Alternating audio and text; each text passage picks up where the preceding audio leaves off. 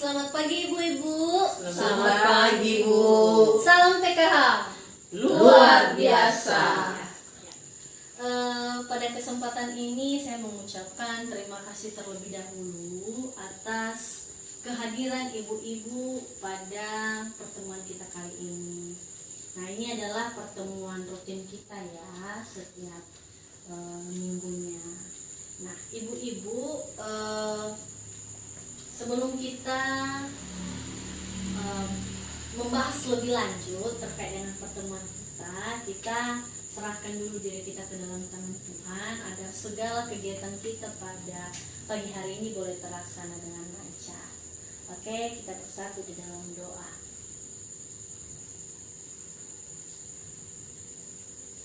Amin. Nah, untuk lebih membuat kita bersemangat, saya ingin mengundang ibu-ibu untuk berdiri dulu. Oke, masih ada yang ingat yel-yel P2K2? Ada sebagian, Bu. Iya. Oke. Lupa-lupa ingat ya. Iya. Oke, begini ya. P2K2. Pertemuan, peningkatan kemampuan keluarga. Yes, yes, yes. Oke. Sekali lagi ya. P2K2. Pertemuan, peningkatan kemampuan keluarga. Yes, yes, yes. Oke, silakan dulu ibu-ibu. Nah, pada pertemuan kita kali ini, saya ingin dulu mereview atau mengulang pertemuan kita sebelumnya. Kira-kira masih ada yang ingat terkait dengan pembahasan pertemuan kita minggu yang lalu? Ya, Ibu Tina, silakan Bu. Memperbaiki gizi anak selagi masa di kandungan. Wah, luar biasa ya. Masih ada yang ingin memberikan saya Bu, kalau anak sudah lahir jangan lupa untuk selalu dibawa imunisasi. Kemudian juga gizi tetap diperhatikan, bukan cuma dalam kandungan, sampai dia besar agar tidak tumbuh kerdil, agar anak jadi cerdas, tumbuh tinggi. Oke, ya ibu-ibu ya, pertemuan kita minggu lalu itu terkait dengan kesehatan dan gizi ibu hamil dan anak. Nah, jadi untuk mencapai keinginan, jadi minggu yang lalu kita sudah membahas ya apa yang menjadi harapan-harapan kita. Kita ingin anak kita cerdas, kita ingin anak kita pintar, tumbuh tinggi. Jadi segala sesuatunya itu harus diperhatikan sejak anak dalam kandungan. Nah, ibu-ibu, pada kesempatan ini kita akan kembali belajar bersama bagaimana upaya pencegahan kekerasan dan perlakuan salah terhadap anak. Jadi nanti tujuannya adalah kita yang ada di sini benar-benar memahami apa itu pengertian anak, apa itu hak-hak anak, apa itu kekerasan, apa itu eksploitasi, apa itu perlakuan salah, apa itu anak istimewa. Jadi nanti kita akan bersama-sama belajar dan berdiskusi bersama. Jadi nanti pendamping mengharapkan juga partisipasi aktif dari ibu-ibu peserta PKH ya.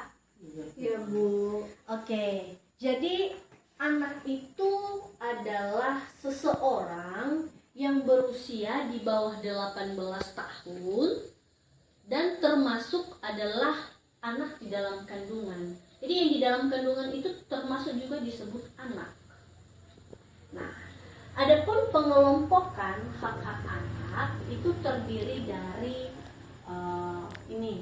hak hidup, hak tumbuh kembang, hak atas perlindungan, dan hak untuk berpartisipasi.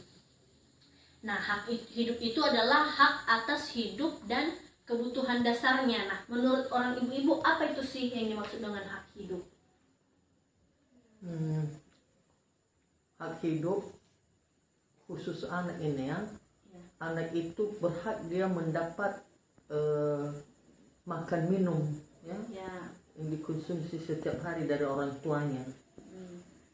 Dan dia itu berhak juga mendapat pendidikan ya, selain apa ya, dan anak itu juga berhak dia mendapat perlindungan dari orang tua. Betul ya Ibu ya. Bahwa benar itu hak hidup itu adalah hak atas kebutuhan dasar. Kebutuhan dasar anak apa? Gizinya, makanannya, sekolahnya, pendidikannya, pakaiannya. Nah, itu hak hidup. Hak tumbuh kembang itu adalah misalnya nih anak punya punya talenta misalnya ya. Jadi orang tua juga wajib mengembangkan potensi yang ada dalam diri anak. Misalnya anak suka bermain sepak bola, ya udah silakan diberikan kesempatan kepada anak. Misalnya anak suka berhitung, diberikan kesempatan kepada anak untuk mengembangkan potensinya. Misalnya anak hobi suka, menyanyi. Iya, hobi menyanyi. Iya. Diberikan kesempatan, jangan malah Jangan dilarang. jangan dilarang. Selama potensi-potensi itu ke hal yang positif, maka bisa diberikan kesempatan kepada anak. Nah, diberikan dukungan. Nah, itu tadi ya. Nah, hak mengembangkan potensi, hak mendapatkan pendidikan, motivasi, kasih sayang. Nah, itu. Kemudian hak atas perlindungan. Hak atas perlindungan itu bagaimana sih?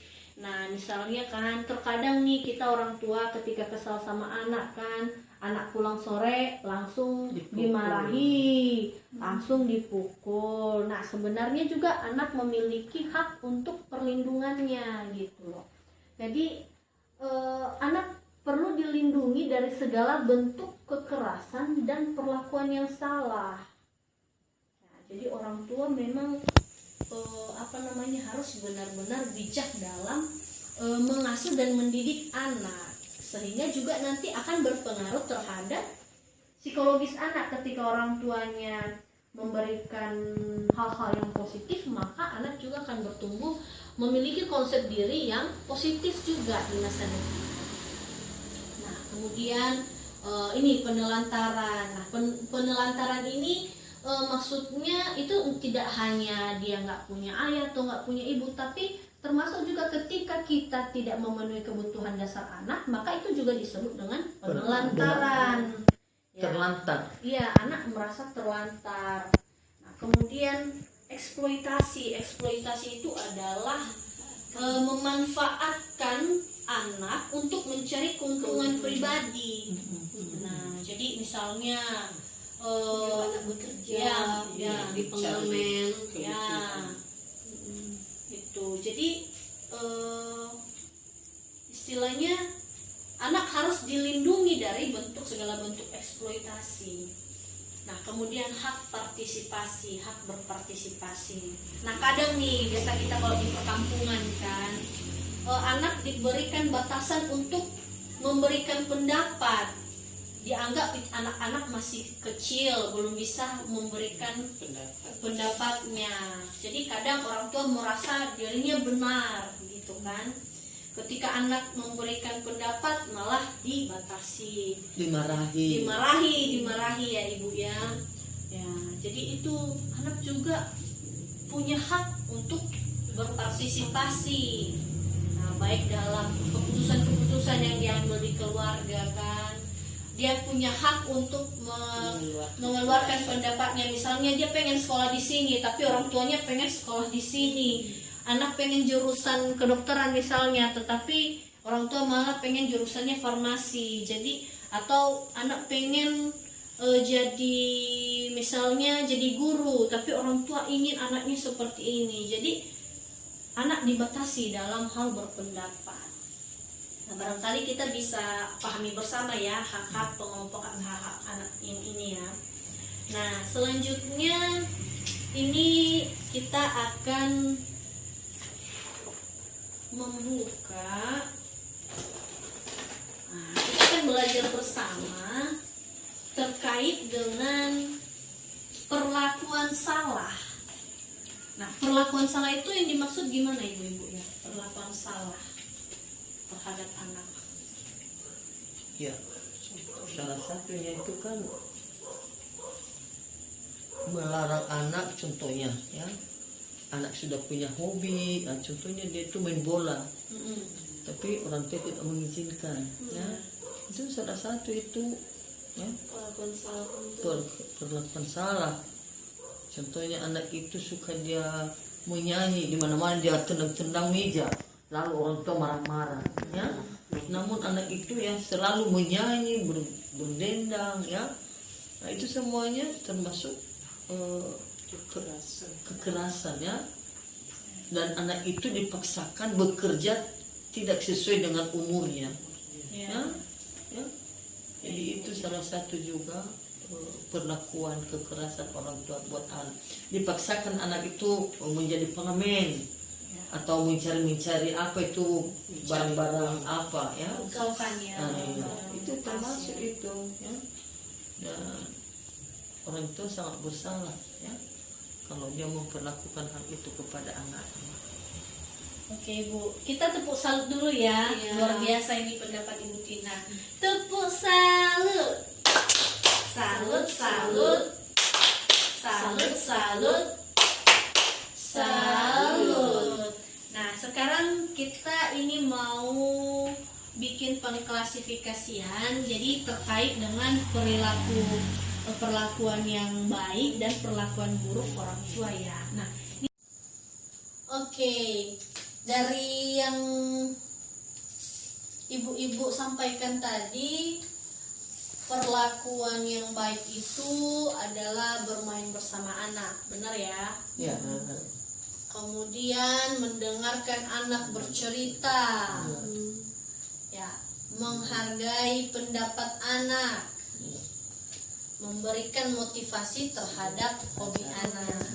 Nah, sedangkan perilaku buruk tadi ibu-ibu tidak mengacuhkan anak ya, yang mencueki anak, kemudian menjewer anak. Nah, itu termasuk kekerasan fisik ya. Kemudian memarahi anak. Ya. Oke.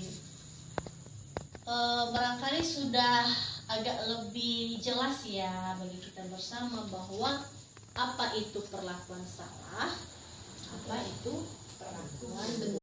Ya, baik ibu-ibu, saya mengucapkan terima kasih untuk partisipasi aktifnya pada hari ini. Pendamping sangat senang dan semoga untuk pertemuan-pertemuan selanjutnya lebih semangat lagi ya.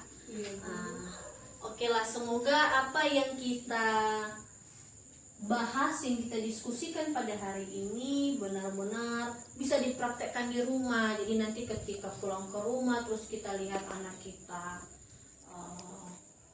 nakal, ya kita istilahnya dengan melalui materi ini kita bisa langsung mempraktekkannya. Anak jangan langsung dipukul, tetapi disapa dulu, dipeluk dulu, baru ya diberikan nasihat setelah itu, sehingga juga anak bisa menerima kesalahannya dan memperbaiki. Oke, demikian dulu pertemuan kita pada pagi hari ini.